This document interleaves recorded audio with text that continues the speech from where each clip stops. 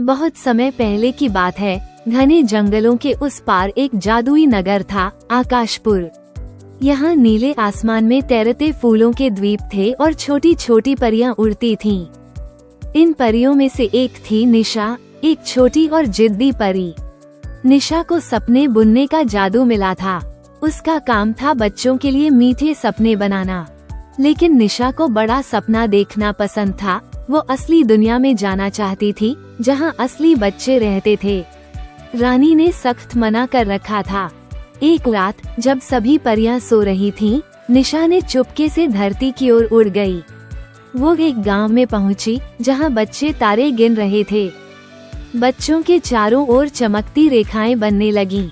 बच्चे खुशी से नाच उठे और फूल झूमने लगे। लेकिन निशा की जादुई शक्ति गायब होने लगी। गांव की सबसे छोटी बच्ची आर्या ने निशा को उठाया। आर्या ने कहा, तुम्हारी चमक कम हो गई, लेकिन तुम अब भी सबसे सुंदर परी हो।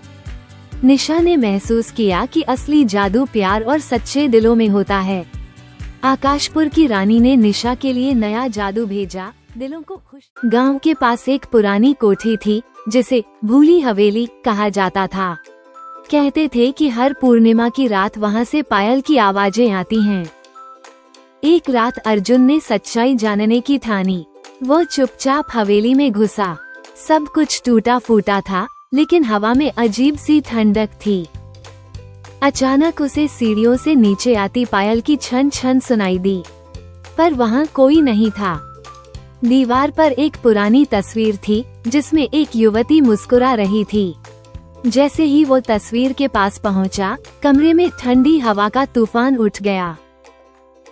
तस्वीर से आवाज आई, मेरी कहानी सुने बिना मत जाओ। अर्जुन ने डरते डरते उसकी कहानी सुनी।